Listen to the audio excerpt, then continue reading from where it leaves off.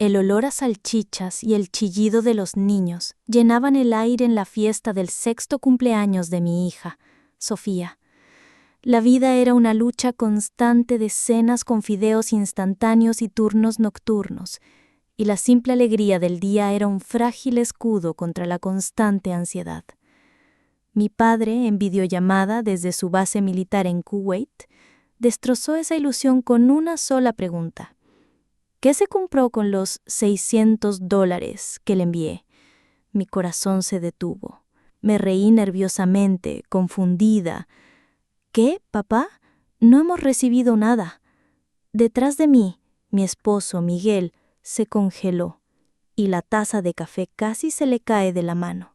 El rostro de mi padre, normalmente tan amable, se endureció en la pantalla. Carla, he estado enviando 500 euros cada mes durante 2 años, para los niños, para todo lo que necesiten. Sostuvo extractos bancarios, cada impresión una prueba incriminatoria. 24 transferencias, número de cuenta terminando en 5893. La cuenta privada de Miguel, la que usaba para gastos de trabajo.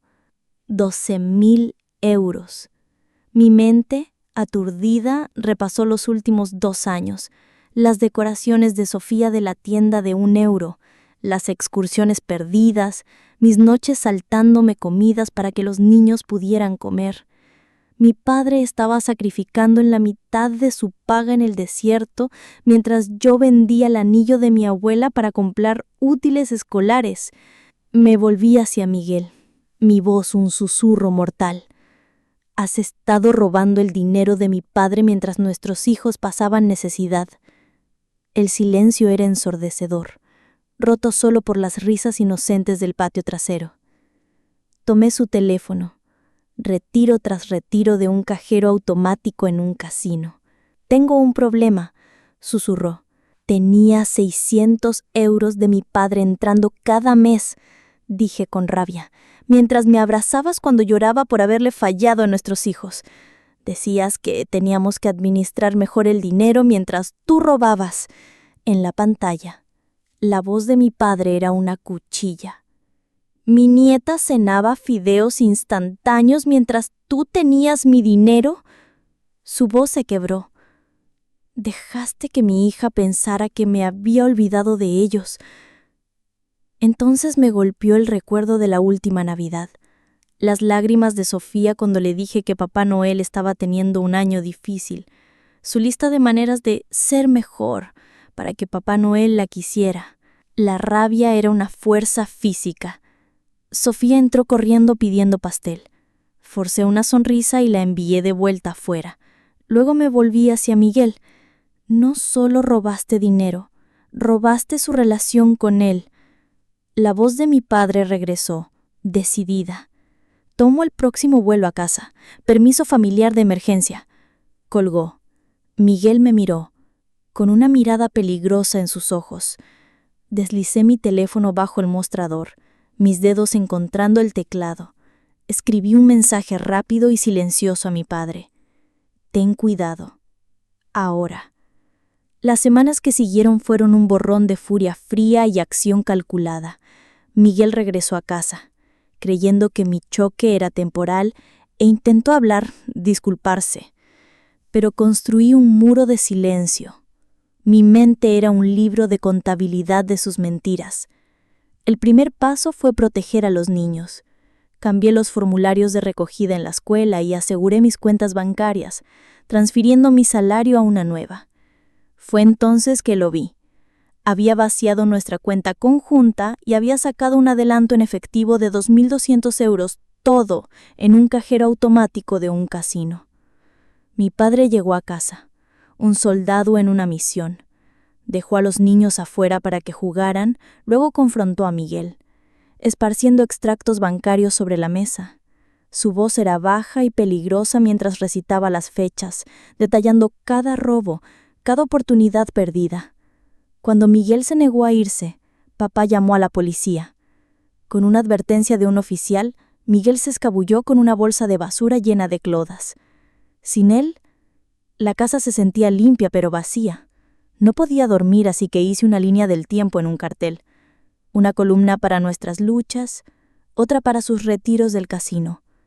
Ver la excursión perdida de mi hija al lado de un retiro de 400 euros en un casino fue un choque físico. Al día siguiente presenté una denuncia a la policía por robo por engaño. El detective escuchó, pero me advirtió que estos casos toman tiempo. El siguiente golpe llegó por correo. 3 avisos de compañías de préstamos. Miguel había usado mi número de identificación para pedir prestados 6.000 euros. Pasé 6 horas en el teléfono, congelando mi crédito, presentando denuncias por robo de identidad. La lista de sus traiciones creció. Llevé a mi hija, Sofía, a un consejero, quien salió con un dibujo que ella había hecho de sí misma con una gran X y la palabra mala debajo. No solo había robado dinero, había robado su autoestima. 3 noches después, Miguel, borracho y furioso, golpeó la puerta. Llamé al 911 y la policía llegó, entregándole una orden de alejamiento. A la mañana siguiente cambiamos todas las cerraduras. No podía entrar, pero siempre estaba observando. En la audiencia de custodia, el juez revisó la evidencia. Mi abogada presentó nuestro caso, detallando el robo y el juego, pero el juez se centró en preservar las relaciones paterno-filiales. Mi corazón se hundió. El sistema estaba diseñado para protegerlo a él. Entonces mi teléfono vibró con un mensaje de texto del detective Cuervo. Había solicitado los registros bancarios y grabaciones de seguridad del casino. El robo, había descubierto, se remontaba a 5 años atrás. Y había más. Una serie de grandes depósitos de una segunda cuenta anónima. Un flujo de dinero que coincidía con cada uno de los mayores retiros de Miguel en el casino. Había estado tan concentrada en el dinero que mi padre enviaba que me había perdido el peligro real. El juego era mucho más grande de lo que jamás hubiera imaginado. Miguel no era solo un ladrón, era un peón. El teléfono en mi mano se sentía pesado. Una puerta a una verdad mucho más oscura de lo que podría haber imaginado. Miguel no era solo un jugador, era un peón en una red de juego ilegal. Los depósitos anónimos en su cuenta era dinero que se estaba lavando y él estaba siendo usado como mula. La razón por la que no estaba en los partidos de los niños no era solo porque estaba en el casino, sino porque estaba haciendo deliveries y recogiendo dinero para criminales. Las siguientes 2 semanas fueron una batalla por la paz. La orden de alejamiento nos dio una frágil sensación de seguridad, pero la presencia de Miguel persistía. Sus mensajes de texto eran una mezcla calculada de disculpas y amenazas, un recordatorio constante de su engaño. El caso civil avanzó lentamente, con su abogado argumentando por visitas supervisadas, encuadrando las acciones de Miguel como una enfermedad, no como una elección deliberada. Luego, una tarde en el parque, un hombre del departamento de policía entregó un último mensaje escalofriante. Tenían una orden de arresto para Miguel por cargos mucho más serios que fraude. Era un cómplice en una red de juego ilegal. Mi esposo no era solo un ladrón, era un criminal. Esa noche sonó el teléfono. Era Miguel. «Estoy huyendo», susurró con la voz pequeña. Me metí en algo demasiado profundo. Diles a los niños que los amo. Estaba eligiendo convertirse en un fugitivo. Desaparecer de nuestras vidas para siempre en lugar de enfrentar la prisión.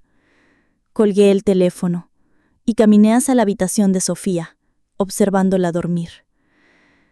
Había pasado un mes, 31 días desde que respondí esa videollamada y mi vida había sido destrozada y reconstruida.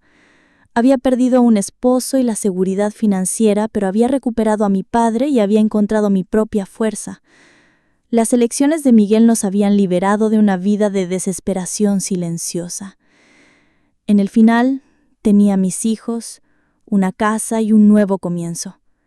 Pero la pregunta persistente era, ¿qué les diría a mis hijos sobre la desaparición de su padre? ¿Era mejor decirles la verdad y arriesgar a romperles el corazón, o mentir y esperar que nunca descubrieran la ugre realidad? Mi familia estaba a salva, pero la lección de cómo proteger a mis hijos de la verdad me perseguiría para siempre.